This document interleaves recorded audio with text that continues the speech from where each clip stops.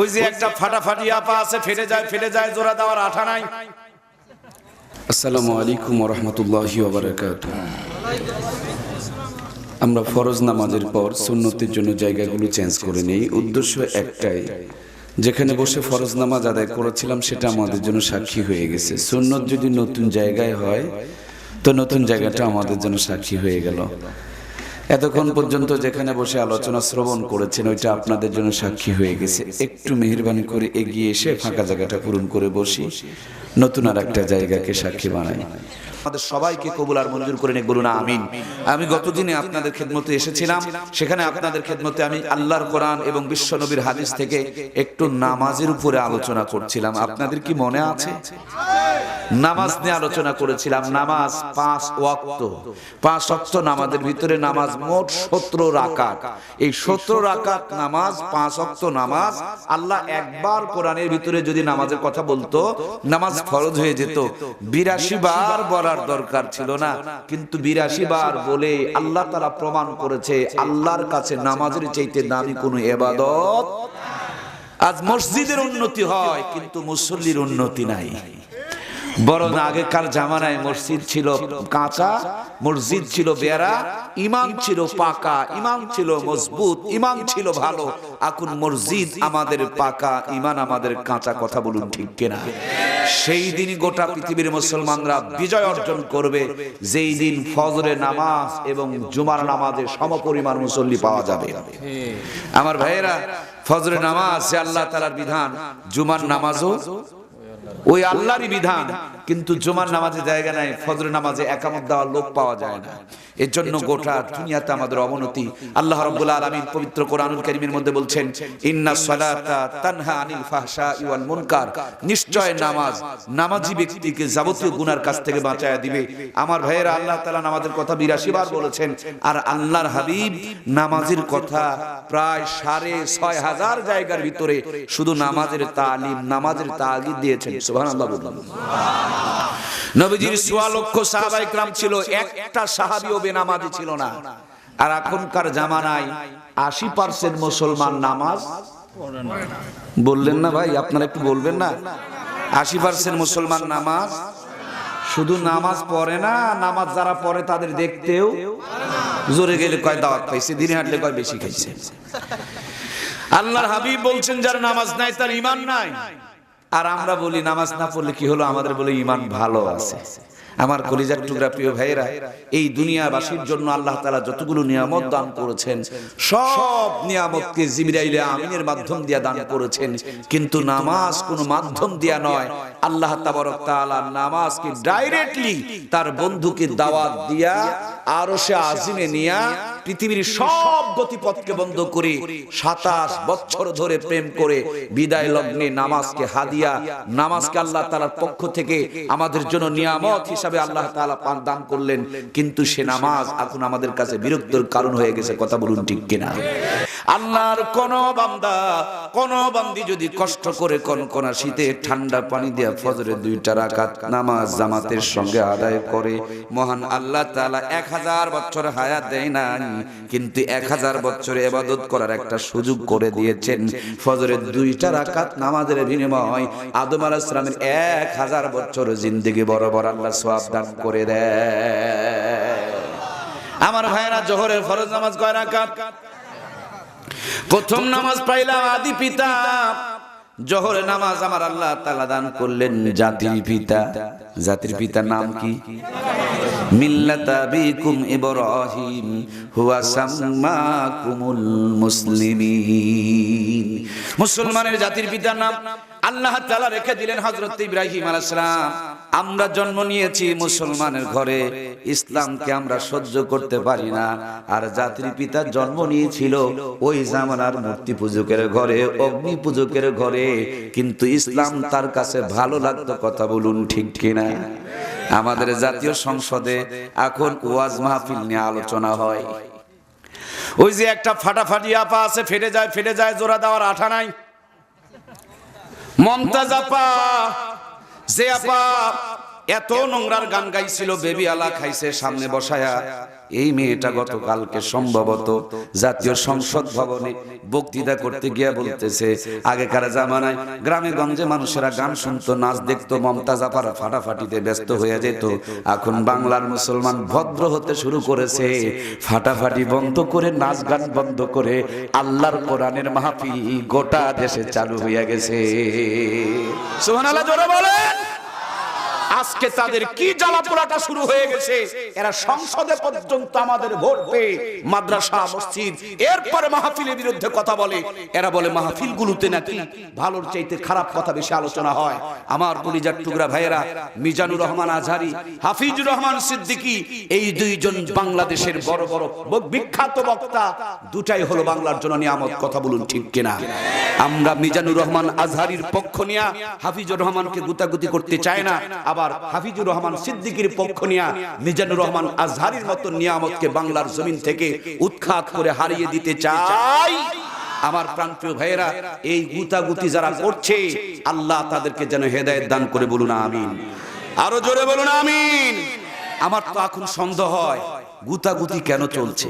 আমার সন্দেহ হচ্ছে যারা গান গাইতো, যারা সমাজটাকে নষ্ট করে রেখেছিল, এরা এখন চিন্তা ভাবনা করে একদল মানুষকে গুতাগুতিতে লাগিয়ে দিয়েছে, যে এই গুতাগুতির কারণে বাংলাদেশ থেকে আগামী দিনে তাফসীর মাহফিল যেগুলো চলছে, এই গুতাগুতিকে অজুহাত বানায়া, গুতাগুতিকে ইস্যু বানায়া আগামী দিনে বাংলার জমিন থেকে তাফসীর মাহফিলগুলো তারা বন্ধ করার জন্য নীল নকশা তৈরি করতেছে। কথা বলুন ঠিক কিনা? আমরা আজকের এই মাহফিল থেকে গোটা দেশের ইসলাম প্রিয় তৌহিদ জনতার কাছে আহ্বান জানাতে চাই, বাংলার জমিনে হাফিজুর রহমান সিদ্দিকী, মিজানুর রহমান আজহারিকে নিয়ে আর গুতাগুতি, জোরে বলুন, আর গুতাগুতি যথেষ্ট হয়ে গেছে। আপনাদের গুতাগুতি সুযোগ নিয়ে এখন জাতীয় সংসদে আলোচনা হচ্ছে। আমার কলিজার টুকরা প্রাণপ্রিয় ভাইয়েরা, আল্লাহ রাব্বুল আলামিন গোটা দুনিয়ার মুসলমান মুসলিম উম্মার সমস্ত ভাইদেরকে এক আর নেক হওয়ার তৌফিক দান করুন। বলুন আমিন। কয়েকদিন আগে আমাদের দেশে এক বাউল সম্রাট না কি যেন নাম হচ্ছিল, কি যেন শরীয়ত, শরীয়ত তো মানে না। সে লালন হোক, সে গায়ক হোক, সে নায়ক হোক, কিন্তু কোরআন সুন্নাহর বিরুদ্ধে কথা বললে আমরা ছেড়ে দিতে রাজি। এর প্রতিবাদ করা শুধু আমি বক্তার জন্য জরুরি নয়, আপনি শ্রোতার জন্য জরুরি নয়। আমার দেশের প্রধানমন্ত্রী যিনি, তিনিও একজন মুসলমান, রাষ্ট্রপতি যিনি, তিনিও একজন মুসলমান, পুলিশ অফিসার যিনি, তিনিও একজন মুসলমান। সুতরাং মুসলমানের দেশে কোরআন হাদিসকে নিয়ে অবমাননা হবে, এটা মেনে নেওয়া যায়? আমার প্রাণপ্রিয় ভাইয়েরা, কয়েকদিন আগে দেখলাম টক শো আয়োজন করা হয়েছে। এই টক শোর ভিতরে ৩-৪ জন অ্যালার্জিওয়ালা বুদ্ধিজীবী নামে বুদ্ধি প্রতিবন্ধীকে বসানো হয়েছে। বুদ্ধিজীবী যদি হয়, বুদ্ধি তাদের আসলে বুদ্ধি জিহ্বায়, বুদ্ধি আর মাথায় নাই, এই জিহ্বার জোরে চাপাবাজি করে চলে। এরকম বুদ্ধিজীবী কি আছে না নাই? আমার ভাইয়েরা, এদের মাথায় কোনো বুদ্ধি নাই, সেই জন্য তারা টক শো আয়োজন করে জাতির সামনে নাটক করে। এরা বলছে আগেকার জামানায় গ্রামে গ্রামে নসিমনের গান হতো, গ্রামে গ্রামে বেহুলার গান হইতো, গ্রামে গ্রামে মানুষেরা বান্দর খেলা দেখতো। আর এখন ওই নসিমন বন্ধ হয়ে গেছে, বেহুলার গান বন্ধ হয়ে গেছে। প্রত্যেকটা জায়গা এখন আল্লাহর কোরআনের তাফসীরের ব্যবস্থা আমার আল্লাহ তাআলা করে দিয়েছে। কি চুলকানিটা তাদের বাড়ছে, এই চুলকাইতে চুলকাইতে টক শোর মধ্যে বসে গিয়া আবার এই গানের পরিবেশ, নোংরামির পরিবেশ, ওই যে মমতাজ আপার মতন বেবি আলা খাইছে সামনে বসায়া, এই সমস্ত বাজে পরিবেশ এখন বাংলার জমিন থেকে উঠে চলে যাচ্ছে। সেই জন্য তারা টক শো আয়োজন করে আবারও সেই নোংরাপনা, বেহায়াপনা আমাদের সমাজের মধ্যে ফিরিয়ে না আসার জন্য চক্রান্ত করছে। কথা বলুন ঠিক কিনা? আমার প্রাণপ্রিয় ভাইয়েরা, দেশ উন্নত হয়েছে, সঙ্গে সঙ্গে মানুষ কিছু কোরআন হাদিস জানার জন্য শুরু করে দিয়েছে। আল্লাহ তাআলা কোরআনের পথে, কোরআনের পক্ষে আমাদের সকলকে টিপে থেকে থাকার জন্য তৌফিক দান করুন। বলুন আমিন। প্রাণপ্রিয় ভাইয়েরা, আমার আলোচনা করছিলাম ফজরের ফরজ নামাজ কয় রাকাত? ৮। জোহরের ফরজ 4 রাকাত। আমরা জন্ম নিয়েছি মুসলমানের ঘরে, জাতির পিতা জন্ম নিয়েছেন ওই জামানার সবচেয়ে বড় মূর্তি পূজকের ঘরে। বাবা কোলের মধ্যে নিয়া মন্দিরের ভিতরে গিয়া ছোট্ট একটা টুলের উপরে বসতে দিয়া হাতের মধ্যে টুনটুনি নিয়া মূর্তি বানানোর পর, কাপড় পরানোর পর পূজা শুরু করতে দিয়েছে। নম নম নম। হিন্দু ভাইয়েরা থাকলে মনে কষ্ট নিবেন না আমার ভাইয়েরা, আমার হিন্দু ভাইরা দেখবেন একটা কথা বেশি করে বলে, আঙ্গুল ঝুকায় আর টুনটুনি বাজায়, এইভাবে ইশারা করে বলে নমো নমো নমো, যা কিছু নিয়ে আসতেছে সবগুলো আমি নেমো, উপরে আছে কাঁচকলা তোর ভগবান আর তোদেরকে এটাই দেমো। আজ নমো নমোর যারা পূজা করেছে সব ওরা খাইয়া পেটের ভুঁড়ি মোটা করেছে, ঠাকুর বেচারি খাইছে, ভগবানের কপালে একটাও দুধ আর কলা ঠেকে নাই। কথা বলুন ঠিক কিনা? হিন্দুদের দেখে দেখে এখন মুসলমানরাও শুরু করছে, ওদের যেমন রামনারায়ণ, মোদের তেমন মানিক পীর, ওদের হলো দুধ কলা আর মোদের হলো সিন্নি ক্ষীর। ওদের যেমন রামনারায়ণ, মোদের তেমন মানিক পীর, ওদের হলো দুধ কলা, মোদের হলো সিন্নি ক্ষীর। রামনারায়ণের যারা পূজা করে এরাও নামাজ পড়ে না, পর্দা করে না, হালাল খায় না। এখন মানিক পীর, ভণ্ড বাবা, গাঁজাখোর বাবা, দয়াল বাবা, ক্যাবলা কাবা, এদেরকে নিয়ে যারা ব্যস্ত আছে, এদের চুলের মধ্যে এত পরিমাণ জটলা বেঁধে গেছে, মনে হয় ৩-৪ বছরও কোনোদিন অজু গোসল করে না। কথা বলুন ঠিক কিনা? আমার প্রাণপ্রিয় ভাইয়েরা, আমি পীর বিদ্বেষী নয়।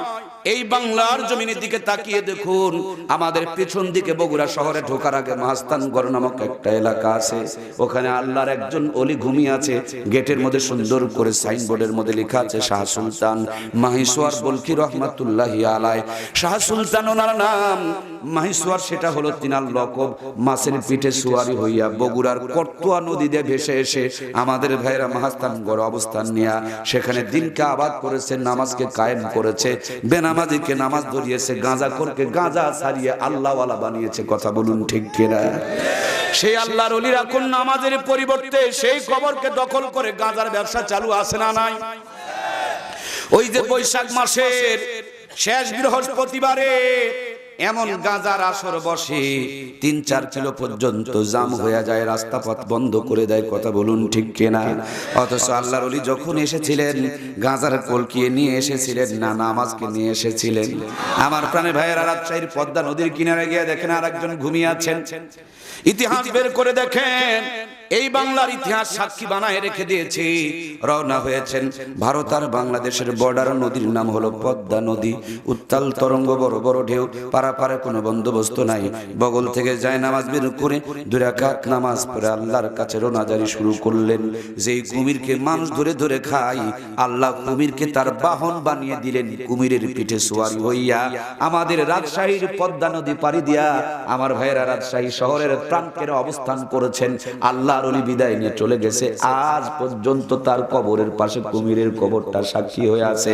কিন্তু জাতির তকদিরে আগুন লেগে গেছে, কপালে আগুন লেগে গেছে।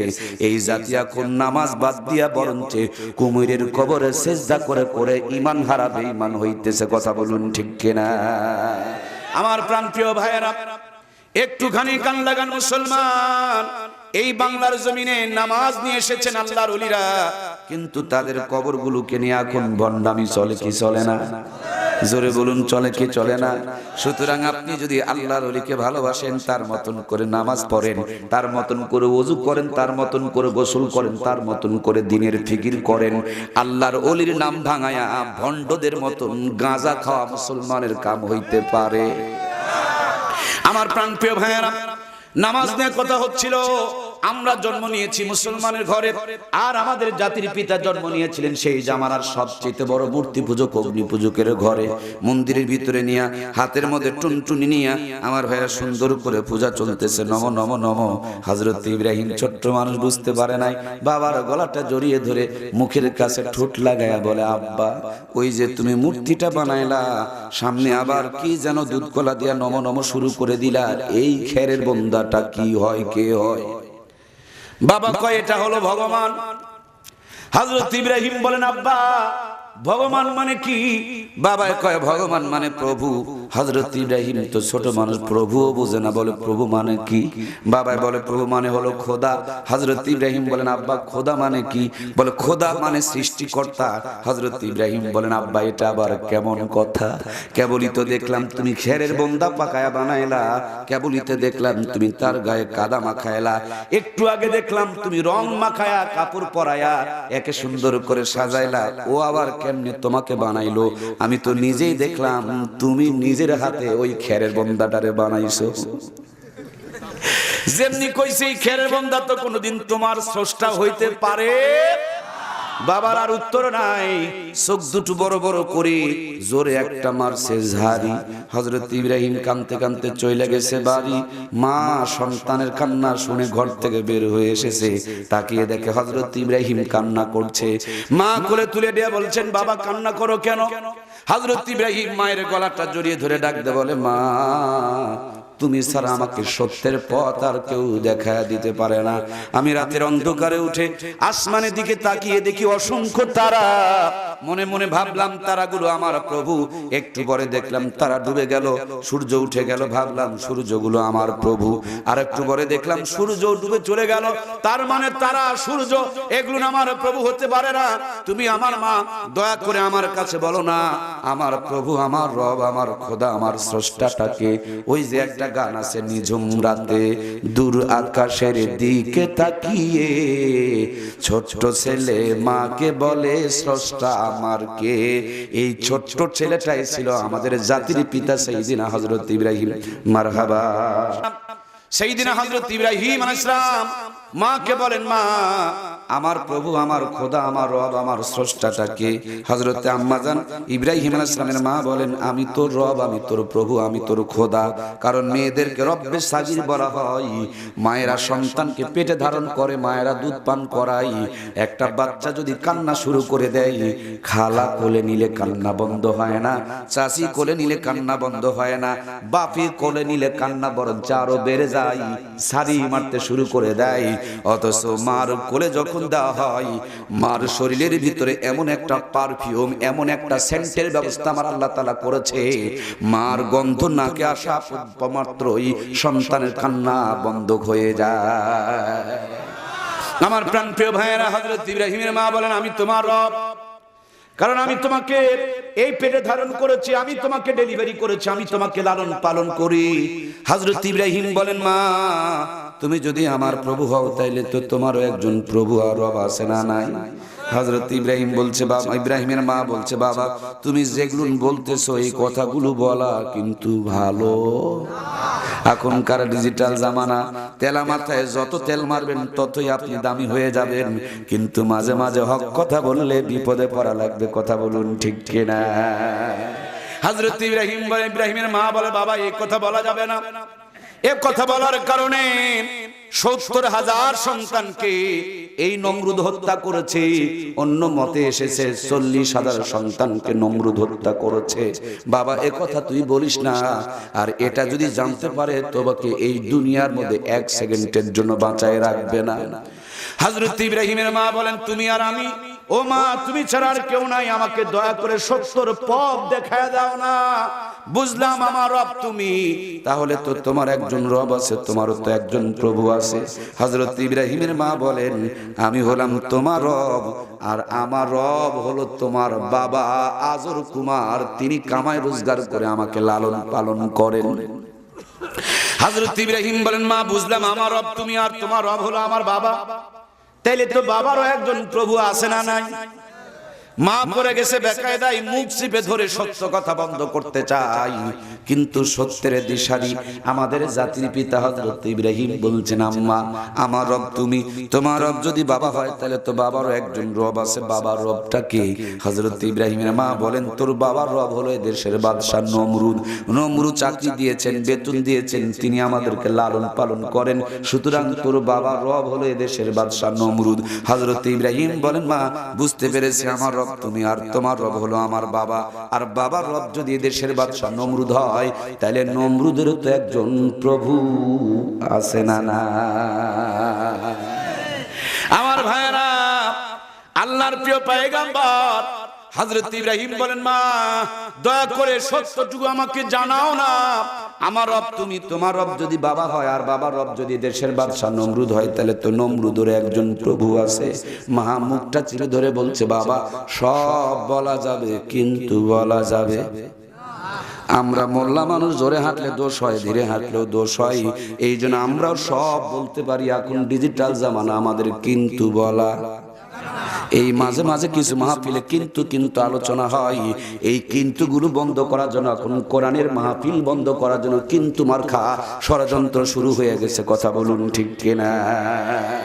আমার ভাইয়েরা, ছোট্ট বাচ্চারা পরীক্ষা দিতে গেলে কোশ্চেনের মধ্যে লেখা থাকে শূন্যস্থান পূরণ করো। ও আমার বিবেকমান জ্ঞানী গুণী ভাইয়েরা, এখন আমি কিন্তু সব কথা বলতে পারবো না, মাঝে মাঝে কিছু কিন্তু কিন্তু ফাঁকা ফাঁকা রেখে দিব। ওই কিন্তু কিন্তু গুলো আপনাদেরকে বুঝে নিতে হবে, কিন্তু গুলো কি বোঝা যাইতেছে?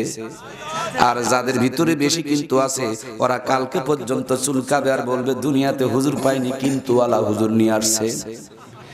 আমার ভাইয়েরা, মা মুখ চিপে ধরে বলছে বাবা সব বলা যাবে কিন্তু বলা।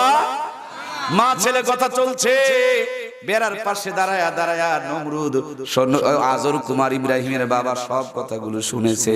শোনার পর সোজা একবারে নমরুদের বাড়িতে চলে গেছে। সকালবেলা নমরুদ ঘুম থেকে ওঠে নাই, এর মাঝে ঠকঠকানি শুরু করে দিয়েছে।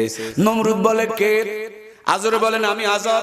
নমরুদ বলে লিমা জিতা হুনা ফিসবায়া আজর, এত সকালবেলা কেন চিল্লা চিল্লি করস রে আজর? আজর বলে ও বস, তোমার দুশ্মন আমার ঘরে। কি কয়? তোমার দুশ্মন? বলেন না ভাই তোমার দুশ্মন। আরেকবার বলেন তোমার দুশ্মন।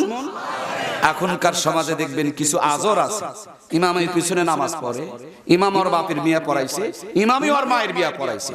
ইমাম যদি মুরগি জবাই করে না দেয়, ওর মুরগি জবাই করারও ক্ষমতা। কিন্তু হুজুর যদি একটু কিন্তু বলে, দেখবেন পরে মসজিদ থেকে বের হয়ে ভাত টাত না খাইয়া সোজা ওই যে আজর কুমার গিয়া যেমন ঘুম থেকে ডেকে তুলছিল তোমার দুশ্মন আমার ঘরে।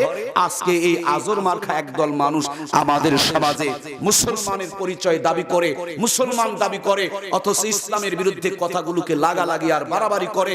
এমনকি মহান জাতীয় সংসদে এই লাগালাগি শুরু হয়ে গেছে। কথা বলুন ঠিক কিনা? আমার প্রাণপ্রিয় ভাইয়েরা, আজকে বুঝতে হবে, বাস্তবটা আপনাকে উপলব্ধি করতে হবে। আমরা কিন্তুগুলোকে ডিলিট করতে চাই। যাদের ভিতরে বেশি কিন্তু ঢুকে গেছে তাদের পরকাল কিন্তু ভালো। হযরত ইব্রাহিম আলাইহিস সালামের বাবা আজর কুমার নমরুদের কাছে তথ্যটা জানিয়ে দিল। আপনারা ইব্রাহিম আলাইহিস সালামের জিন্দেগি শুনেছেন, ঘটনা শুনেছেন, কিন্তু এই গভীর তথ্যগুলো জানেন নাই। মনে মনে ভেবেছেন এটা একটা কিচ্ছা, এটা একটা ঘটনা, এটা একটা গল্প। ও বন্ধু, কিচ্ছাও না, ঘটনাও না, গল্প না, এটা কিয়ামত পর্যন্ত জাতির জন্য ঈমান মাপার নমুনা। জোরে বলুন সুবহানাল্লাহ। কেজির পাথর তুলে দিয়া ধান মাপবেন, চাল মাপবেন, আলু মাপবেন, বেগুন মাপবেন, মূলা মাপবেন, ঝাল মাপবেন, লিটার দিয়া তেল মাপবেন, মিটার দিয়া কাপড় মাপবেন, আর কিয়ামত পর্যন্ত কোরআন হাদিসকে সামনে রাখবেন। ইব্রাহিম আলাইহিস সালামের জিন্দেগি আমরা আলোচনা করবেন, মুসা আলাইহিস সালামের জিন্দেগি আলোচনা করবেন। আপনার জিন্দেগি যদি ইব্রাহিমের সঙ্গে মিলে যায়, আপনি ইব্রাহিমের সঙ্গে জান্নাতে যেতে পারবেন। আর আপনার জিন্দেগি যদি নমরুদ ফেরাউনের সঙ্গে মিলে যায়, আপনার তকদিরে ভয়াবহ বিপদ অপেক্ষা করছে। কথা বলুন ঠিক কিনা?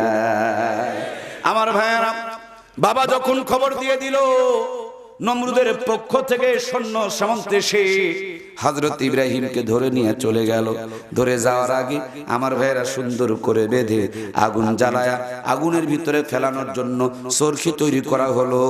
এখন মুসলমানের দেশে হিন্দুদের তরিকায় চরখির মেলা চলে, আর ওই চরখির মেলাতে মুসলমানেরা যায় কিনা? আমরা না গেলে ওদের মেলা জমবে, অথচ আমাদের ঈদের মাঠে কি তাদের পাওয়া যায়? আমাদের রমজানে কি তারা আসে ভাই? আজকের মাহফিলে কিন্তু তেমন হিন্দুদের আগমন নাই, কিন্তু বেলজ্জার মুসলমান হিন্দুদের মূর্তি পূজাতে না গেলে ওদের মেলা জমে। এই জন্য একটা স্ট্যাটাসের মধ্যে দেখেছিলাম, এক হিন্দু বেচারি আমাদের উৎপাত দেখে অত্যাচারিত হয়ে বলেছিল, বেলজ্জার বাচ্চা মুসলমানেরা, তোদের কি শরম লজ্জা নাই? আমরা তোদের জুমার নামাজে যাই না, ঈদের নামাজে যাই না, আর তোরা আমাদের মূর্তি পূজাতে এত পরিমাণ ভিড় করস যে তোদের ভিড়ের কারণে আমরা পূজাটাও ভালো করে করতে পারি। আমার প্রাণপ্রিয় ভাইয়েরা, হযরত ইব্রাহিম আলাইহিস সালামকে ধরে নিয়ে যাওয়া হলো, বিশাল অগ্নিকুণ্ড সাজায়া চরখি বানানো হলো। চরখিটা কেমন? খেরের পালা বানায়া খের তুলে দেওয়ার জন্য দেখবেন মাঝখানে একটা বাঁশ, মাথার মধ্যে আর একটা বেঁধে দিয়ে এক মাথায় খেরের বোঝা আর এক মাথার মধ্যে দড়ি লাগানো, চেঁড়ে ফেলে দেওয়া হয়। ওইরকম ভাবে একটা চরকি বানানো হলো, আর এক মাথার মধ্যে দড়ি লাগায়া দিয়া 1-2 হাজার নয় 70,000 ব্যাবিলনবাসীর যুবকেরা দড়ি ধরে টানতে শুরু করলো। হযরত ইব্রাহিমকে আগুনের মধ্যে জ্বালায়া দিবে, পুরায়া দিবে, কিন্তু আল্লাহর মার দুনিয়ার আল্লাহ ধরে না, ধরে না, ধরে না। যখন ধরে তখন আর আমার আল্লাহ বলেন আমাকারু আমাকারাল্লাহ ওয়াল্লাহু খায়রুল মাকিরিন। তোমরা যত মক্কর জানো আমি আল্লাহ তার চাইতে বেশি মক্করবাজি দিতে পারি। 70,000 যুবকেরা ধরে টানতে শুরু করে দিল। হযরত ইব্রাহিম তো দূরের কথা, তার একটা পশম পর্যন্ত নাড়াইতে পারলো না। আমার কলিজার টুকরা প্রাণের ভাইরা, এমন একটা পর্যায়ে নমরুদ তো ঘায়েল হয়ে গেল, পেরেশান হয়ে গেল, আমি আমার দুশমনকে মারতে পারলাম না। ভীষণ চিন্তা, গালের মধ্যে হাত দিয়া গবেষণা করছে কেমনে মারা যায়। এই মুহূর্তে মিস্টার ইবলিস আজাজিল শয়তানের নাম শুনছেন না শোনেন নাই? শয়তান মনে হয় আমাদের বন্ধু। আল্লাহ কোরআনুল কারীমের মধ্যে বলছেন ইন্নাহু লাকুম আদুব্বুম মুবিন। শয়তান আমাদের প্রকাশ্য দুশমন, কিন্তু এখন যে যত শয়তানি করতে পারে মানুষ তাকে তত নিয়ে নাসা কুদ্দা। দেখবেন একটা মহিলা কি যে গান গেয়ে গেল, ফেরে যায় ফেরে যায়, জোড়া দেওয়ার আটা নাই। রিকশাওয়ালা খাইছে বলে সামনে বসায়া, এই গান খাওয়ার কারণেই তো জাতীয় সংসদ সদস্য হয়েছে। আর ভালো ভালো কাজ কাম যারা করেছে, এখন ভালো করে খেয়াল করে দেখেন তাদেরকে অত পরিমাণ সম্মান ইজ্জত আমরা দিতে পারি না। কথা বলুন ঠিক কিনা? আমার প্রাণপ্রিয় ভাইয়েরা, শয়তান চিন্তা করলো নমরুদ তো একাই পারছে না, আমাকে একটু সহযোগিতা করা লাগে। মাথার মধ্যে বড় পাগড়ি, মুখের মধ্যে পাটের ফিসাওয়ালা দাড়ি, হাতের মধ্যে বড় একটা তসবিহ নিয়া ঠকাস ঠকাস করে জিগিরি করে যায়। সারা জীবন মানুষকে ঠগায়া খাইছে, কিন্তু নিজে ঠকতে রাজি। এরকম ভণ্ড পীর আমার বাংলাদেশে আছে না নাই? নবীজির বিদায়ের পরে 3 জন ইহুদি, মাথার মধ্যে বড় পাগড়ি, মুখের মধ্যে পাটের ফিসাওয়ালা দাড়ি, গায়ের মধ্যে জুব্বা লাগায়া মদিনার মাঠের মধ্যে একটা খানকা বানায়া সেখানে তারা জিকির আজকার করে, মানুষকে দান করে, মানুষকে টাকা দেয়। মানুষজন ভাবলে বাবারে বাবা, এর চাইতে পীর আর দুনিয়াতে একটাও। অন্য হুজুরকে দাওয়াত দিলে, মিলাদ পড়ানোর পর তাবারক দেওয়া লাগে, টাকাও দেওয়া লাগে। আর এরা দাওয়াত খায় না, বরঞ্চ দাওয়াত দিতে গেলে টাকা দেয়। মদিনার মানুষেরা তাদের প্রেমে পড়ে গেল। এরা উপরে উপরে পীরগিরি, আর ভিতরে ভিতরে গর্ত খনন করে বিশ্ব নবীর লাশ চুরি করতে চলে গেছে। একবারে যখন কাছাকাছি চলে গেছে, সেই জামানাতে আমার ভাইয়েরা ইরাকের গভর্নর ছিল আল্লাহর একজন ওলি বান্দা। আমার ভাইয়েরা সে আল্লাহর ওলিকে বিশ্ব নবী ঘুমের মধ্যে স্বপ্ন দেখালো, তুমি এখনো পর্যন্ত এই ইরাকের মধ্যে বসবাস করছো, নুরউদ্দিন জঙ্গি। এই 3 জন ব্যক্তি দেখো আমার লাশ চুরি করার জন্য গর্ত খনন করে করে আমার কবরের কাছ পর্যন্ত চলে এসেছে। আল্লাহর ওলি নুরউদ্দিন জঙ্গি ইরাক থেকে রওনা করলেন, গোটা মদিনা শরীফকে ঘিরে ফেলে দিলেন। 3 দিন ধরে মেহমানদারি করালেন, আর লাইনের ভিতরে ঘুরে ঘুরে 3 জনকে খুঁজতে শুরু করলেন। কিন্তু এরা তো এমন ভালো মানুষ, দাওয়াত খায়। 3 দিন খুঁজে কিন্তু খুঁজে পায় না। এক পর্যায়ে বললেন, কেউ কি ছাড়া পড়েছে নাকি? খোঁজ করে দেখা গেল 3 জন ছাড়া পড়েছে, তারা হলো পীর সাহেব। আমার ভাইয়েরা পীর সাহেবদের ঘরের মধ্যে গিয়া দেখে পীর সাহেবের ঘরের মধ্যে মাত্র 1 জন, ভিতরে 2 জন ঢুকে তখনো পর্যন্ত খুঁড়তেছে আমার নবীজির লাশ চুরি করার জন্য। হযরত নুরউদ্দিন জঙ্গি আল্লাহর ওলি বুকের কলারটা চিপে ধরে বলে, বেটা তুই একা কেন, আর 2 জন কই? বলে, আর কোথায়? আমরা যে আমাদেরকে কলার ধরেছো কেন? তিনি বলছেন, কলার ধরার দেখছসটা কি, আর 2 জন কই? দেখে একটা জায়নামাজের নিচে পাথর, আর পাথর নিচে গর্ত খনন করে করে আমার নবী লাশ চুরি করতে চলে গেছে। নুরউদ্দিন জঙ্গি বলে, সিগন্যাল দে, ওই 2 জনকে বের করে নিয়ে আসো। আমার ভাইরা বের করে নিয়ে আসা হলো। খবর নিয়ে পাওয়া গেল নুরউদ্দিন জঙ্গির জামানাতে বিশ্ব নবীর লাশ চুরি করার জন্য 3 জন ইহুদি গিয়েছিল। আমার ভাইরা 3 জন ইহুদিকে ধরে নিয়ে বড় করে অগ্নিকুণ্ড সাজায়া আগুনে পুড়িয়ে মারা হয়েছিল। তাই বলে ইহুদির বংশ ধ্বংস হয়ে যায় নাই, খতম হয়ে যায় নাই। ওই ইহুদির বংশ আজ পর্যন্ত বিভিন্ন ধরনের গাঁজাখোর আর মাজার বানায়া আমাদেরকে বেঈমান বানানোর জন্য চক্রান্ত চলছে। কথা বলুন ঠিক কিনা? সেই জন্য আমার প্রাণপ্রিয় ভাইয়েরা, সজাগ থাকতে হবে, সতর্ক থাকতে হবে। শয়তান বলছে, ও নমরুদ, এইভাবে যদি কিয়ামত পর্যন্ত চেষ্টা করো, হযরত ইব্রাহিম তো দূরের কথা, তার একটা পশম পর্যন্ত নড়াইতে পারবা না। কারণ ইব্রাহিম আলাইহিস সালামের প্রভুর পক্ষ থেকে একদল রহমতের ফেরেশতা এসে হযরত ইব্রাহিমকে ঠেসে ধরে আছে, চেপে ধরে আছে। কিয়ামত যদি হয়ে যায়, ইব্রাহিম তো দূরের কথা, তার একটা পশম পর্যন্ত নড়াইতে পারবা না। শয়তানের কথা শুনে নমরুদ তো ঘেমে গেল, নমরুদ তো অবাক হয়ে গেল। তাহলে আমাদের উপায় কি, বুদ্ধি কি? নমরুদকে শয়তান বুদ্ধি শিখায় দিলেন। একটা মাত্র বুদ্ধি আছে। কয়টা? হযরত ইব্রাহিমকে আগুনে পুরানোর জন্য শয়তান বলেন বুদ্ধি আছে একটা। কয়টা?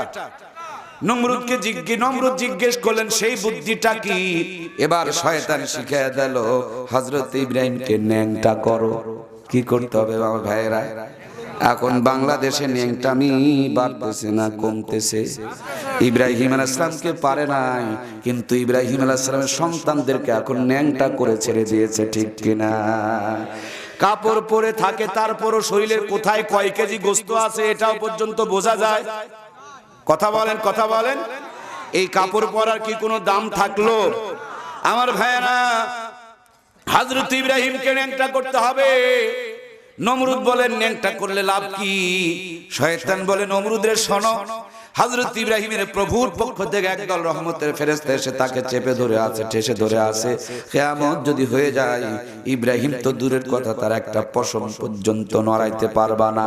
আর যখন ইব্রাহিমকে ন্যাংটা বানায় ফেলে দিবা, ইব্রাহিম যখন ন্যাংটা হয়ে যাবে, তখন আল্লাহ রহমতের ফেরেশতাগুলো চলে যাবে, হযরত ইব্রাহিম একা হয়ে যাবে। তখন মজা করে, আনন্দ করে হযরত ইব্রাহিমকে আগুনের মধ্যে পুরানো যাবে। এই জন্য উপায় হলো, বুদ্ধি হলো, হযরত ইব্রাহিমকে ন্যাংটা করো। আমার প্রাণের ভাইয়েরা, আজ ইব্রাহিম আলাইহিস সালামকে পারে নাই, কিন্তু আমাদের দেশে ন্যাংটামির প্রতিযোগিতা আছে না নাই? সুন্দরী প্রতিযোগিতা, ন্যাংটামি সুন্দরী প্রতিযোগিতা নয়, এটা ন্যাংটামির প্রতিযোগিতা। কথা বলেন আমার বন্ধুরা। এই তো সামনে 14ই ফেব্রুয়ারি নামক একটা দিবস আসতেছে, এটার নাম নাকি ভালোবাসা দিবস। এটা কি ভালোবাসা না বেহায়া? এটা ভালোবাসা না বেলজ্জা? এটা ভালোবাসা নয়, নোংরাপোনা, বেহায়াপোনা, বেশ্যাপোনা, লটিপোনা, লুচ্চাপোনা। কথা বলেন। মুসলমান কোনদিন নাস্তিক, বেঈমান, বাটপারের মতন ভালোবাসা করতে পারে?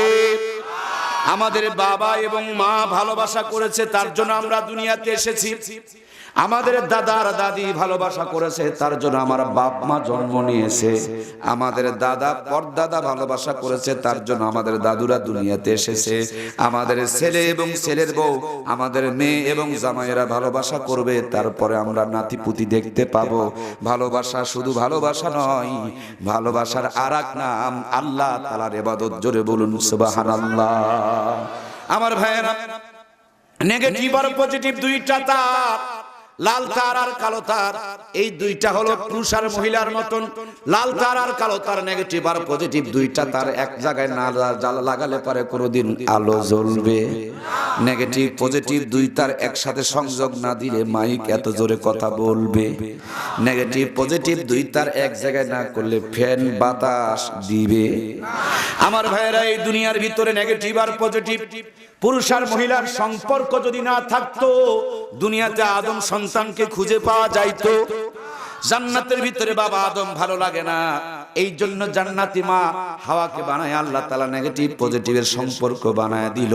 বিয়ের পরে বাসর ঘরের মধ্য দিয়ে নেগেটিভ পজিটিভের সম্পর্ক যখন হয়, ওই ভালোবাসার ফলে যদি সন্তান দুনিয়াতে জন্মগ্রহণ করে, এটা আল্লাহর নিয়ামত, জান্নাতের সার্টিফিকেট। কথা বলুন ঠিক কিনা? আমার ভাইরা, বিয়া সারা গাছতলায় বাঁশতলায় আকাম করে যদি কিছু হয়, এইটা কি ভালো জাদা না হারাম জাদা? বিয়ে সারা গাছতলায় বাঁশতলায় যেটা হয়, নেগেটিভ আর পজিটিভ বাল্বের সংযোগ দিলে আলো দেয়, বাল্ব ছাড়া যদি সংযোগ দেন তখন আগুন জ্বলতে শুরু করে দেয়। আলো দিয়া দুনিয়াটা আলোকিত, আগুন দিয়া গোটা দুনিয়া পুরে ছারখার হয়ে যায়। তেমনি 14ই ফেব্রুয়ারি নামে গাছতলায় বাঁশতলায় বিবাহ শাদীবাদ দিয়া যে আকাম কুকাম হয়, এটা একটার নামও ভালোবাসা নয়, সবগুলো বেহায়াপনা, ঠিক কিনা? প্রাণপ্রিয় ভাইয়েরা আমার, সেই জন্য আপনাদের খেদমতে আমি আলোচনা করছিলাম, হযরত ইব্রাহিমকে ন্যাংটা করার জন্য পরামর্শ দেওয়া হলো। কে ন্যাংটা করবে? কেউ যখন ভয়ের সামনে যায় না। হযরত ইব্রাহিম আলাইহিস সালামের বাবা আজর কুমার আস্তে করে সামনে গিয়া সন্তানের পায়ে জামার ফিতাটা টান দিয়া হযরত ইব্রাহিমকে ন্যাংটা করার জন্য পোশাকে যখন টান মেরেছে, হযরত ইব্রাহিম চোখের মধ্যে হাত দিয়া কান্না শুরু করে আল্লাহকে ডাকতে বলে, আল্লাহ, দুনিয়ার বুকে সন্তান যদি বিপদে পড়ে, বাপ মা নিজের জীবনকে কুরবানি দিয়া সন্তানকে বাঁচানোর জন্য চেষ্টা করে, কিন্তু আমি এমন একজন সন্তান শুধু তোমাকে মানি, তোমাকে জানি, তার জন্য আমার নিজের বাবা আমাকে আগুনে পোড়ানোর জন্য কাপড় খুলে ন্যাংটা বানাতে চায়। জোরে বলুন নাউজুবিল্লাহ। আল্লাহর কাছে বলেন, ওগো আল্লাহ, আমার ইজ্জতের জিম্মাদারি তোমার কুদরতি হাতে দান করে দিলাম। আমার ভাইরা আল্লাহ ডাকতে বলেন, জিবরিল রে, এই মুহূর্তে জান্নাতের ভিতর থেকে জান্নাতে একটা জুব্বা লইয়া যাও, আমার দোস্ত আমার বন্ধু ইব্রাহিমকে পরায়া দাও। জুব্বা এমন একটা পোশাক, জুব্বা পরায়া দিলে পাঞ্জাবের লুঙ্গি খুলে নিলে ও ন্যাংটা বানানো। এই জন্য ন্যাংটার যারা গোষ্ঠী, ন্যাংটার যারা বংশ, তারা জুব্বাওয়ালা পাঞ্জাবিওয়ালাকে দেখতে পারে, দাঁড়িয়ে প্রসাব করে, তাদের দেখে কিছু হয় না। কিন্তু পাঞ্জাবি যারা পরে, পাগড়ি যারা পরে, জব্বা যারা পরে, ওদের নাকি অ্যালার্জির চুলকানি শুরু করে, তখন ওরা গান গায়, মনে বড় জ্বালারে। পাঞ্জাবিওয়ালা আছে না নাই? দাড়িওয়ালা, প্যানওয়ালা, শার্টওয়ালা, আমার ভাইয়েরা, পাঞ্জাবিওয়ালা দেখে মনের মধ্যে জ্বালা হয়, কিন্তু পাঞ্জাবি আর জব্বা এটা হলো আল্লাহর জান্নাতের পোশাক। জোরে বলুন সুবহানাল্লাহ।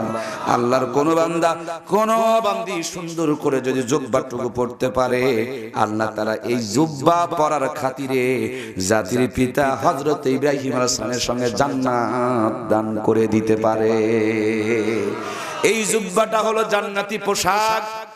এই সেই জুব্বা, যেই জুব্বা হযরত ইউসুফ আলাইহিস সালামকে, ইব্রাহিম আলাইহিস সালামের নাতি ইউসুফ আলাইহিস সালামকে যখন কুয়াতে ফেলে দেওয়া হচ্ছিল, তখন পোশাকগুলো গায়ে থেকে খুলে নিয়া ভাইয়েরা বকরি জবাই করে, ছাগল জবাই করে, ছাগলের রক্ত দিয়া গায়ের পোশাক খুলে নিয়া ন্যাংটা করে যখন হযরত ইউসুফকে কূপের মধ্যে ফেলে দিচ্ছিল, আল্লাহ তাআলা ওই দাদার জুব্বা নাতিকে পরায়া দিয়া নাতির ইজ্জতকে ঢেকে দিয়েছিল। জোরে বলুন সুবহানাল্লাহ। আমার ভাইয়েরা জুব্বার কাপড় চোপড় খুলে নিয়ে রক্ত ভরায়া বাবার সামনে দিয়া চোখ টিপে টিপে 2 ফোঁটা পানি বের করে বলে, আব্বা, আমাদের ছোট ভাই ইউসুফকে তো বাঘে ধরে খেয়ে ফেলে দিয়েছে। আব্বা, তুমি বিশ্বাস করবে না, তার জন্য রক্ত মাখা কাপড়গুলো নিয়ে এসেছি। হযরত ইউসুফ আলাইহিস সালামের বাবা ইয়াকুব আলাইহিস সালাম সন্তানের জুব্বাগুলো, জামাগুলো নাড়াচাড়া করতেছে আর দেখতেছে জুব্বার মধ্যে একটু চিরাও নাই, ফাড়াও নাই, কাটাও নাই, ফাটাও। বাঘে যদি মানুষ খায়, জামা কাপড় খুলে থুয়া খায় না, চিরে ফেরে খায়। কিন্তু ওই জামানার বাঘটা ছিল ডিজিটাল বাঘ। কথা বলে না? বাঘ কেমন? এখন ডিজিটাল অনেক কিছুই চলতেছে, তখনও ডিজিটাল ছিল। এই বাঘটা জামা খুলে থুয়ে খেয়েছিল, এই জন্য বাবা খালি জামা কাপড় নিয়ে নারে আর চিন্তা করে, বাঘ রে, ও বাঘ, আমার সন্তানটারে খাইলা খাইলা, কিন্তু জামাটারে খুলে থুয়া খাইলা। তার মানে বাপে বুঝে ফেলে দিয়েছে এটা বাঘের কাম নয়, এটা বাঘের নামে এই টাকগুলো চক্রান্তর কাম। কথা বলুন ঠিক কিনা? আজকেও যত পদ্ধতি অবলম্বন করে আলেমদের ঘাড়ে দোষ চাপানোর জন্য ষড়যন্ত্র চক্রান্ত করা হোক, বাংলার 16 কোটি তৌহিদি জনতা জানে আলেমদের চাইতে ভালো মানুষ আল্লাহর জমিনে কেউ থাকতে পারে।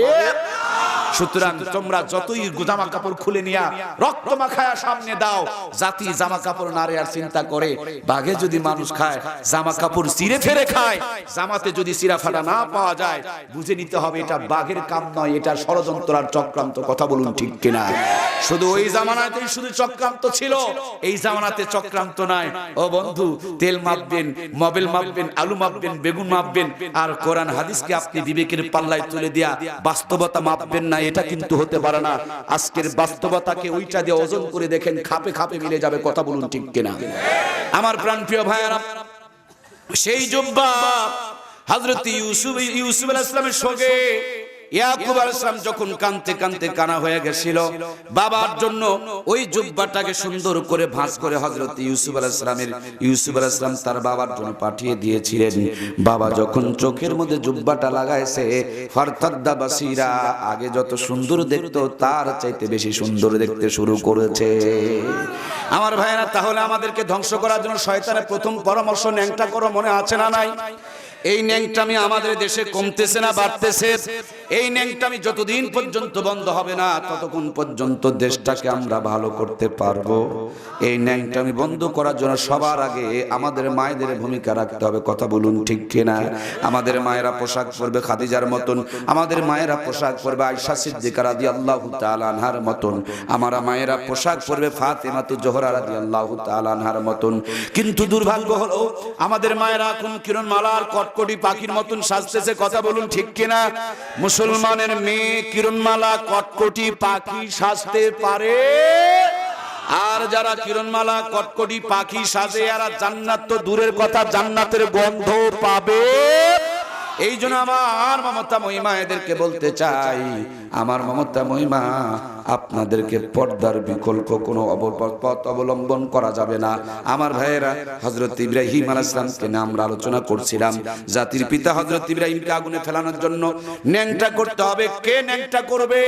বাবা পায়ে জামার ফিতায় টান মেরেছে, আল্লাহ জুব্বা পরায়া দিয়া তার ইজ্জতকে হেফাজত করেছে।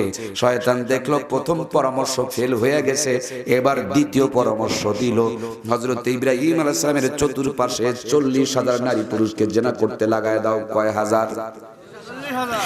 জেনা যে ব্যভিচার যেখানে বেড়ে যায়, সেখানে মনে হয় আল্লাহর রহমত বাড়ে না কমে?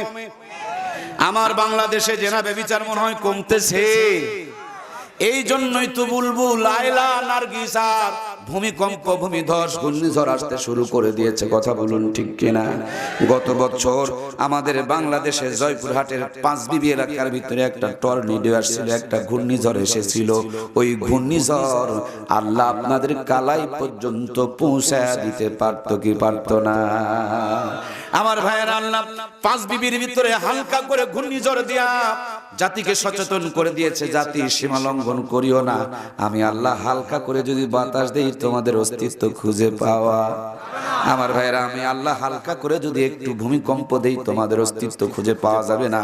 এই জন্য প্রাণপ্রিয় ভাইয়েরা, আমাদেরকে ভয় করতে হবে ভূমিকম্প না, ভূমিকম্পের মালিককে। আয়লাকে ভয় করবো না, আয়লার মালিককে। আগুনকে নয়, আগুনের মালিককে। পানিকে নয়, পানির মালিককে। এই যে নতুন করে আরেকটা দুর্যোগ আসতেছে, যে দুর্যোগটার নাম বলতেছে করোনার ভাইরাস। সুতরাং করোনার ভাইরাসকে ভয় করলে চলবে না, করোনার ভাইরাসের মালিক একজন আছে না নাই? করোনার ভাইরাসের মালিককে ভয় করতে হবে। করোনাকে ভয় করে কোনো লাভ নাই। ও আমার কলিজার টুকরা প্রিয় ভাইয়েরা, চতুর্দিকে 40,000 নারী পুরুষকে জেনা করতে লাগায়া দেওয়া হলো। যারা হযরত ইব্রাহিমকে আগুনে ফেলানোর জন্য ইজ্জত দিয়েছিল, চরিত্র দিয়েছিল, নমরুদের পক্ষ থেকে তাদের কপালে একটা করে লাল টিপ লাগায় দেওয়া হয়েছিল। আজকে মুসলমানের মেয়েরা কোরআন হাদিসের জ্ঞান নাই, এই জন্য ইব্রাহিম আলাইহিস সালামের সন্তান দাবি করে, অথচ ইব্রাহিমের দুশমনের মতন মাথার মধ্যে টিপ পরে। কথা বলুন ঠিক কিনা? আমার প্রাণপ্রিয় ভাইয়েরা, 40,000 নারী পুরুষ চতুর্দিকে যখন জেনা লিপ্ত হয়ে গেল, আল্লাহর ফেরেশতাগুলো বিদায় নিয়ে চলে গেল। হযরত ইব্রাহিম একা হয়ে গেল। জ্বলন্ত আগুনের ভিতরে ইব্রাহিম আলাইহিস সালামের চরকিটা পড়তেছে। আল্লাহর কুদরতি কলিজায় তো শেষে গেছে। হযরত জিবরাইল চরকিটা আটকায় দিয়ে বলে, পয়গম্বর আপনি খালি অনুমতি দেন, টোটাল অগ্নিকুণ্ডকে মুহূর্তের ভিতরে নিভায় দিব, আপনি খালি একটু পারমিশন দেন। হযরত ইব্রাহিম বলেন, আমি কাউর পারমিশন চাই না, আমি আমার সাহায্য চাই একমাত্র আল্লাহর, আমার মালিকের। সুবহানাল্লাহ। আগুনে পড়ছে, আগুনের তাপে পশমগুলো বেঁকা হয়ে আসতেছে, কিন্তু ইয়াকিনের পরিবর্তন নাই, ঈমানের ভিতরে কোনো কমতি নাই। আর আমরা সামান্য একটু যদি বিপদে পড়ে যাই, গ্রামীণ ব্যাংকে বউ বন্ধক দিয়ে টাকা খাই। এরকম মুসলমান আছে না নাই? একটু বিপদে পড়লে গ্রামীণ ব্যাংকে বহু বন্দুক দিয়ে টাকা তুলে খায়, অথচ আমাদের জাতির পিতার দিকে তাকিয়ে দেখেন আগুনে পড়তেছে, পশম বেঁকা হয়ে আসতেছে, তারপর ফেরেশতার সাহায্য চায় নাই। ইমানের কত বড় জ্বর, আগুনে পড়তেছে আমার ভাইরা, আল্লাহর কুদরতি করে যায়, জশ এসে গেছে। আমার আল্লাহ তাআলা বলছেন ইন্নামা আমরুহু ইদা আরাদা শাইআন আইয়াকুলা লাহু কুন ফায়াকুন। কাদের কুদরত দারি হর সে খাহি আকুনদ মুরদারা তু জানে বখশদ জিন্দারা বেজা কুনদ। আমার আল্লাহ রাব্বুল আলামিন যখন তিনি আগুনের ভিতরে পড়ছেন, কোরআনুল কারীমের মধ্যে আয়াত বানিয়ে দিলেন। আল্লাহ রাব্বুল আলামিন বলছেন কুলনা ইয়া নারু কুনি বারদাও ওয়া সালামান আলা ইব্রাহিম। প্রাণপ্রিয় বন্ধুরা আমার, আমি আপনাদের খেদমতে আলোচনা করছিলাম হযরত ইব্রাহিম আলাইহিস সালাম আগুনে পড়ছে, আল্লাহ তাআলা হুকুম করে দিয়েছেন আগুন তুমি আমার বন্ধুর জন্য জান্নাতের বাগান হয়ে যাও। এমন শান্তির জায়গা হয়ে গেল। হযরত ইব্রাহিম আলাইহিস সালাম 40 দিন পর্যন্ত আগুনের ভিতরে নিরাপদে ছিল। জোরে বলুন সুবহানাল্লাহ। হযরত ইব্রাহিম আলাইহিস সালাম আগুনের ভিতরে পড়েছে, নমরুদ তিনতলার ছাদের উপরে তাকায় তাকায় দেখতেছে আগুনের ভিতরে কেমন করে পড়তেছে। তাকায় দেখে সর্বনাশ, আগুনের ভিতরে পড়ে নাই, বরঞ্চ আগুনের ভিতরে বসে বসে জান্নাতের ফল খায়। জোরে বলুন সুবহানাল্লাহ। নমরুদের ভীষণ রাগ শুরু হয়ে গেছে। ওই ছাদের উপর থেকে চিৎকার দিয়ে বলে আগুন তোমার কি ক্ষমতা নাই? আগুন আমার আল্লাহকে ডাক দিয়ে বলে আল্লাহ তুমি আমার জবানটা খুলে দাও, আমি একটু নাস্তিককে উত্তর দিতে চাই। আগুন ডাক দিয়ে বলে আমার ক্ষমতা আছে কি নাই ছাদে থেকে কি বোঝা যায়? ক্ষমতা যদি দেখতে চাও একটু ছাদের থেকে নেমে আসো, কথা বলুন ঠিক কিনা? থরথর করে কাঁপতে শুরু করে দিল। আমার ভাইরা 40 দিন পর হযরত ইব্রাহিম আগুনের ভিতর থেকে বের হয়ে আসতেছে। এর মধ্যে মজার দুইটা ঘটনা ঘটে গেছে। একটা প্রাণীর নাম অনেকেই বলছেন কাকলাস, গিরগিটি, খাটাস, রক্তচোষা, যেটা দেখলেই খালি মানুষ মারে। এইটা নাকি হযরত ইব্রাহিমকে পোড়ানোর জন্য খড়ি বহন করেছিল, সহযোগিতা করেছিল। এই জন্য একটা কাকলার যদি মারতে পারেন আল্লাহ একটা কবুল হজের সওয়াব দান করে দেয়। এমনি দিনে মারলে পরে একটা হজের সওয়াব, শুক্রবারের দিনে যদি মানেন হজের সঙ্গে একটা উমরার সওয়াব আল্লাহ তাআলা দান করে। সুবহানাল্লাহ বলুন। আর একটা প্রাণীর নাম অনেকেই বলছেন ব্যাঙ, আবার অনেকেই বলছেন কবুতর, আবার আল্লামা শেখ সাদি রহমাতুল্লাহ আলাইহি বলছেন এই প্রাণীটার নাম হলো হুমা পাখি। আমার ভাইয়েরা, হযরত ইব্রাহিম আগুনের ভিতরে এই প্রাণীগুলো পানি দিয়া আগুনকে নিভানোর জন্য চেষ্টা করছিল। ইব্রাহিমের জন্য দাও দাও করে আগুন জ্বলে, এতটুকু পানি দিয়ে কি আগুন নিভানো সম্ভব? ব্যাঙের মুখ দিয়া পানি আগুন নিভানো যাবে না। আমার ভাইরা, পাখির মুখের ঠোঁটের পানি দিয়ে আগুনকে নিভানো যাবে না। হুমা পাখির সামান্য পানি দিয়ে তো আগুনকে নিভানো সম্ভব না। কিন্তু চেষ্টা করেছে। আল্লাহ তাআলা এত তাদের মর্যাদা বাড়িয়ে দিয়েছে। আল্লাহ মুমিনদের জন্য ওই সমস্ত প্রাণীকে হত্যা করা নিষেধ করে দিয়েছে। সুবহানাল্লাহ বলুন। আল্লামা শেখ সাদি বলেন হুমা পাখি যদি আকাশের উপর দিয়া যায় আর এই পাখির ছায়া যদি কোনো মানুষের মাথার উপরে পড়ে, আল্লাহ তাআলা ওই মানুষটার সম্মান বাড়িয়ে দেয়। দুনিয়ার বুকে তাকে রাজা বাদশা বানায়, নইলে আল্লাহর ওলি তাকে বানিয়ে দেয়। কারণ হযরত ইব্রাহিম যখন আগুনে ছিল, এই ঠোঁট থেকে পানি ছেড়ে দিয়া হযরত ইব্রাহিমের আগুনকে নিভানোর চেষ্টা করেছিল। সুবহানাল্লাহ। আমার ভাইয়েরা, এখান থেকে মাসালা বের হয়ে আসে, আমরা কোনোদিন অন্যায়ের পক্ষে থাকবো। যদি অন্যায়ের পক্ষে থাকি, আমিও কাকলাস মার্কা, গিরগিটি মার্কা, খাটাস মার্কা, কথা বলুন ঠিক কিনা? আমি আমার ন্যায়ের পক্ষে থাকবো, সত্যের পক্ষে থাকবো। আমার এতটুকু পানি দিয়ে আগুন নিভবে কিনা?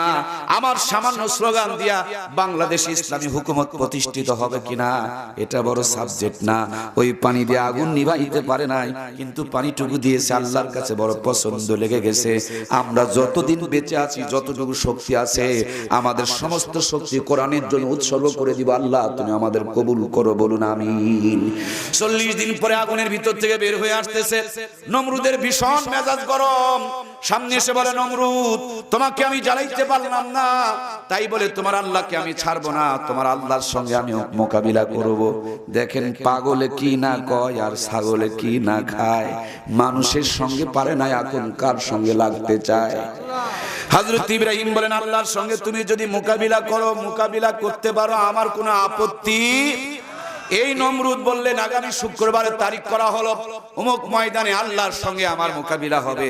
আমার ভাইরা সাদা একটা হাতির মধ্যে চড়িয়া, হাতের মধ্যে তীর ধনুক লইয়া আল্লামা শেখ সাদী রহমাতুল্লাহ আলাইহি বলেন আকে লুৎফে কেশেরা ইজ হারে কর্দ বাখলি লস নারে রাগুন জারে কর্দ সুয়ে উখস মিকে তেরাম দাখতা পাশায়ে কার উসকি ফায়েত সাখতা আকে আদা রাবে দরিয়া দরকুশিদ না কারা আজ সঙ্গে খারা বরকুশির।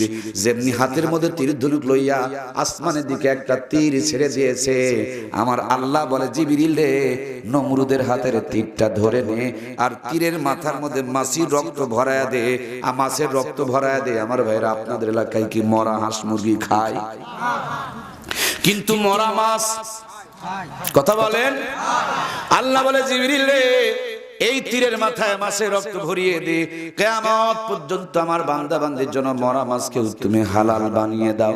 তীরের মাথায় মাছের রক্ত ভরে তীর যখন জমিনে ফিরেছে, নমরুদ তো মহা আনন্দে নাচতে শুরু করেছে, মনে মনে ভাবছে আল্লাহ মরে গেছে।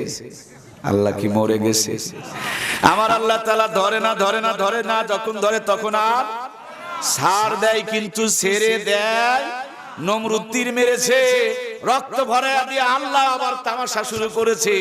এ তো নাচতে শুরু করে দিয়েছে, নাচের তালে তালে ধুতি খুলে গেছে খবরটাও। আল্লাহ কয় ভালো করে নাচ, একটু মজা করে নাচ, আনন্দ করে নাচ, শান্তি করে নাচ। নাচতে নাচতে যখন ঘায়ল হয়ে গেছে তখন আর নাচতে পারে না, খালি এদিকে নড়ে ওদিকে নড়ে, আবল তাবল টলমল করতে শুরু করে। আল্লাহ ডাকতে বলে জিবরিল রে একটা ন্যাংরা মশা ধরে এই বেয়াদবের নাকের মধ্যে ভরে দে। নাচের তালে নাকের মাথার মধ্যে যখন ঢুকে গেছে মশা, যেই নাচনিওয়ালা সেই এখন কইতে যে তোমরা আমার মাথার মধ্যে বসা। আল্লাহ নাচাইতেও পারে বসাইতেও, কথা বলেন পারে কি পারে না? যেই নাচ নাচতেছিল ওই নাচনিওয়ালা এখন জুতার পিটন শুরু হয়ে গেল। আমার ভাইরা বসান দিতে হবে। মানুষ ছিল বড়, মানুষের পাও ছিল বড়, আর মানুষ তখন স্যান্ডেল বাটা চামড়া জুতা ব্যবহার করতো না, তখনকার মানুষরা লম্বা লম্বা খরম ব্যবহার করত। আমার ক্রিকেটের প্লেয়ার ভাইরা যেটা দিয়া ছক্কা মারে, ক্রিকেটের ছক্কার ব্যাট, কথা বলেন ঠিক কিনা? নমরুদের মাথা মার্কা বল, আর ক্রিকেটের প্লেয়ার মার্কা হলো তারই চাকর। সুবহানাল্লাহ বলবেন না? ও ইব্রাহিমকে মারতে চেয়েছে, কিন্তু ইব্রাহিম কোনদিন তারে মারতে চায়? আজকে যারা আলেমদেরকে মারতে যায় দেখবেন আলেমরা তাদেরকে মারতে রাজি, কারণ আলেমদের হাতেরও দাম আছে না না। সে মারতে চেয়েছে, আল্লাহ বলে তোর চাকর দিয়া তোরে বসায় নেব। সুবহানাল্লাহ বলেন না কেন? আমার ভাইরা হঠাৎ করে উপস্থিত, কি দিয়ে আর বসান দেওয়া যায়? পায়ের থেকে স্যান্ডেল খুলে, জুতা খুলে, বাটাম খুলে, এই দিয়া ওরিসা করে ওর মাথার মধ্যে বসান শুরু করে দিয়েছে। নমরুদ কয় বেটা জোরে জোরে মার, যত জোরে ততই নাকি মজা লাগে। সুবহানাল্লাহ বলেন না? আমার প্রাণের ভাইয়েরা, আল্লাহ হাসাইতে পারে, নাচাইতে পারে, সে আল্লাহ বসাইতেও। আজকে যারা নাচানাচি আমরা হাসাহাসি করতেছি, আমাদের বেশি সীমা লঙ্ঘন করলে আমাদের তকদির ওরকম বসান আছে না না?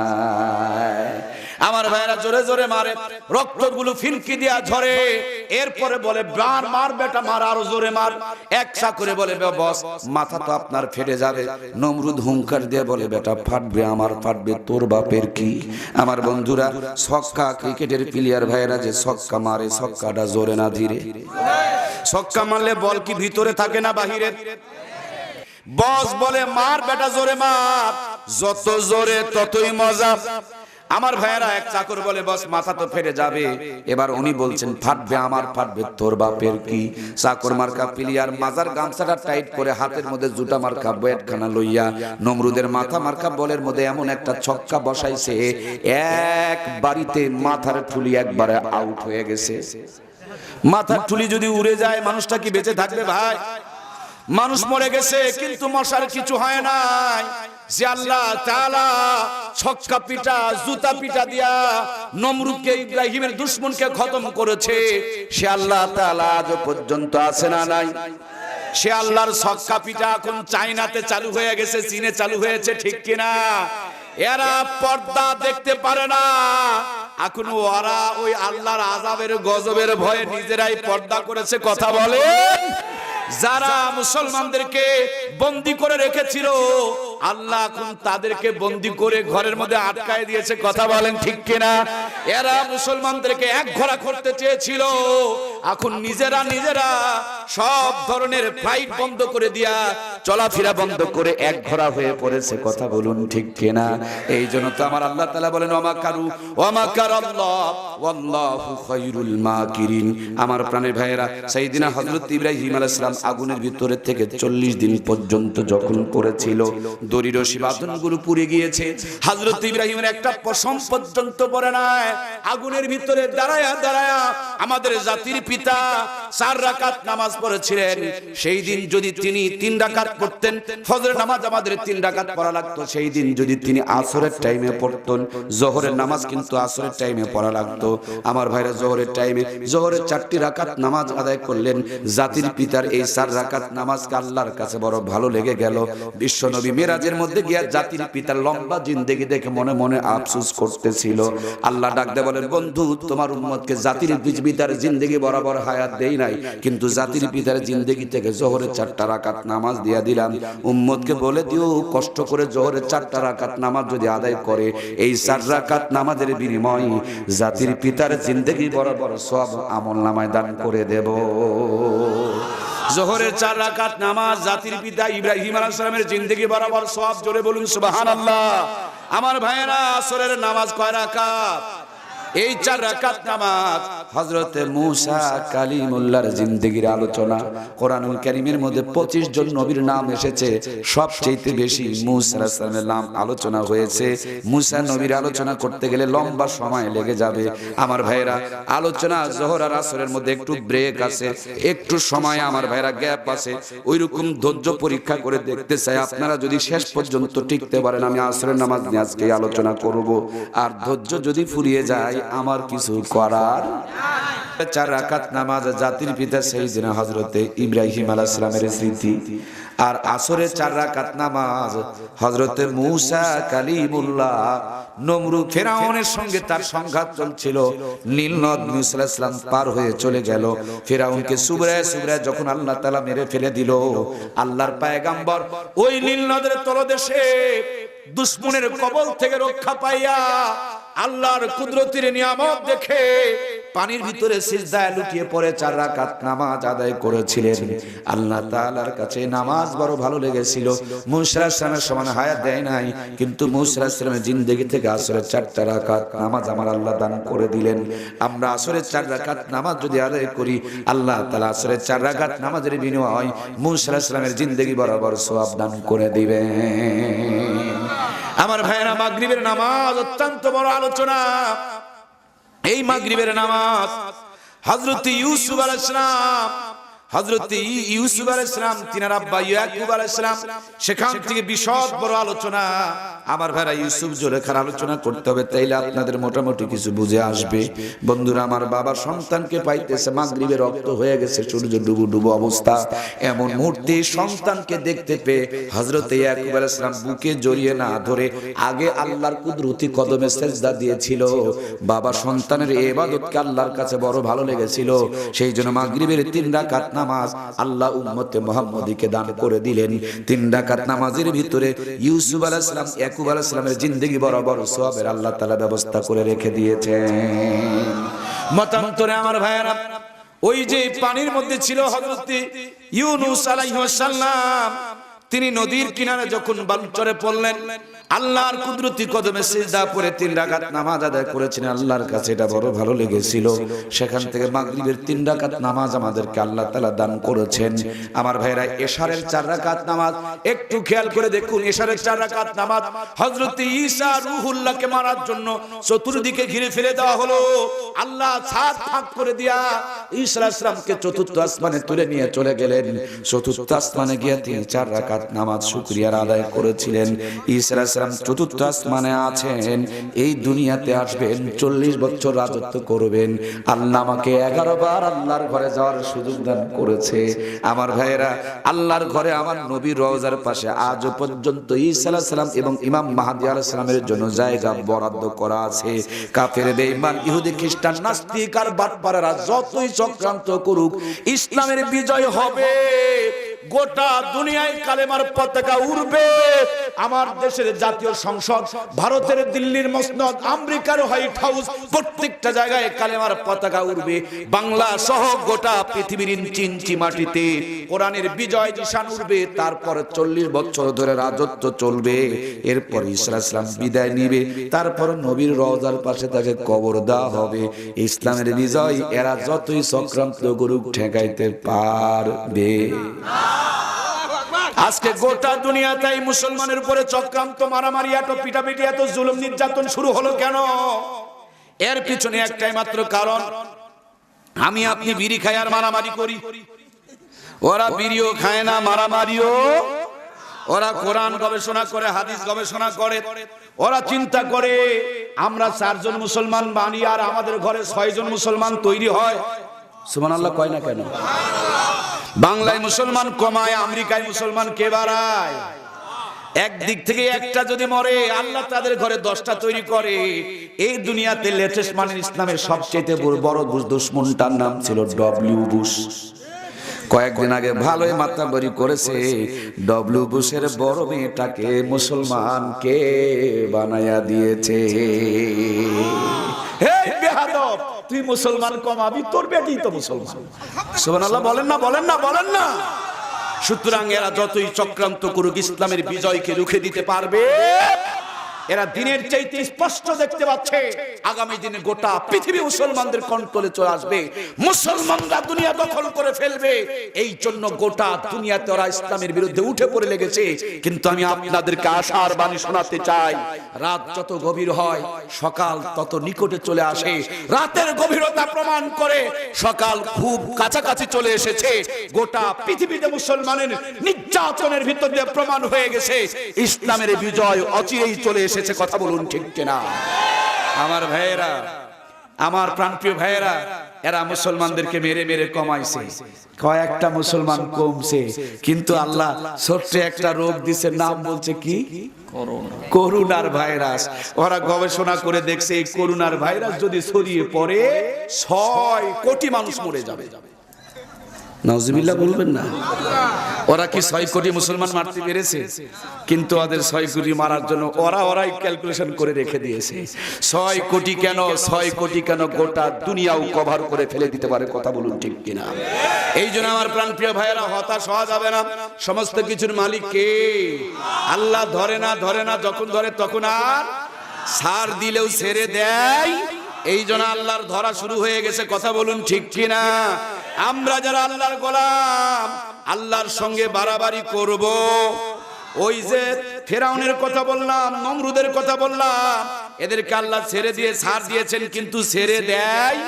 আজকে যারা বাড়াবাড়ি করছে, আল্লাহ এদেরকে ছাড় দিলেও ছেড়ে দেওয়ার কোনো সিস্টেম নাই। এদের জন্য মহা বিপদ আছে না নাই? আমরা মারতে যাব না, ওদের চাকর মারবে। কথা বলেন। দেখলেন না কয়েকদিন আগে ঢাকার বুকে এক পুলিশ দাম্পত্যকে তার নিজের সন্তান মেরেছিল। কথা বলুন ঠিক কিনা? নাম হলো ঐশী। ফাঁসির আসামির হাজতি হয়ে এখন জেলখানাতে কোরআনুল কারীম পড়তেছে। কোরআন ঠিকই পড়ে, সময় মতন পড়ে না।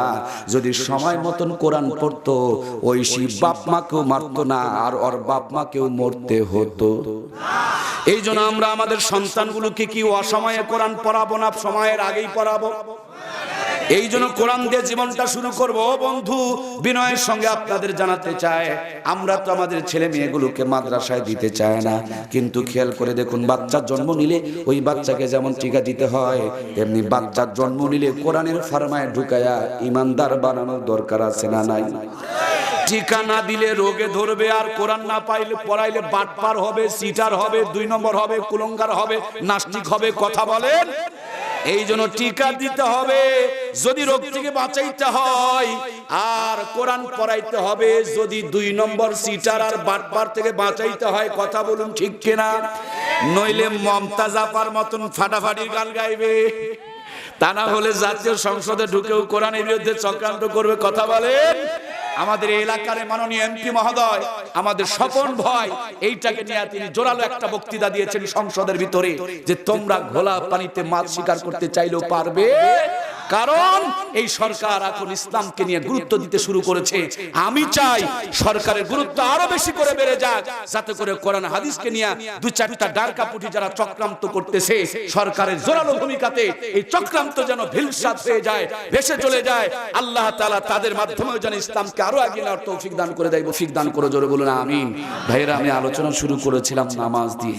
এই দুনিয়াতে শান্তি, সুখ, শৌক, মন, জান্নাতি নিয়ামত সবকিছুর মূলটা হলো নামাজ। নামাজ পড়ে যদি ভাঙা ঘরে থাকেন, ভাঙা ঘরে জান্নাতের রহমত আর বরকত দান করবেন কে? নামাজ পড়ে যদি সিরা খাতার মধ্যে ঘুমান, সিরা খাতার ভিতরে জান্নাতের ঘুমের ব্যবস্থা করে দিতে পারে কে? আপনার সন্তান যদি নামাজ পড়ে, এই নামাজি সন্তান যদি 5,000 টাকা বেতনে চাকরি করে, 10,000 টাকা বেতনে চাকরি করে, 10,000 টাকার ভিতরে 10 লক্ষ টাকার শান্তি আর বরকত ঢেলে দিতে পারে কে? আমার প্রাণের ভাইয়েরা, আগেকার জামানায় এত টাকা, এত বড় বড় বাড়ি ছিল না, কিন্তু আগেকার জামানায় ঘরে ঘরে নামাজ ছিল, এই জন্য ঘরগুলো শান্তি সুখে পরিপূর্ণ ছিল। কথা বলুন ঠিক কিনা? আমরা আমাদের ঘরকে যদি শান্তি সুখের নীড় বানাতে চাই, আমাদের ঘরে ঘরে আমরা নামাজ চালু করব ইনশাআল্লাহ। আল্লাহ তাবারক তাআলা আমাদের সকলকে তৌফিক দান করুক। সবাই পড়ি আমিন।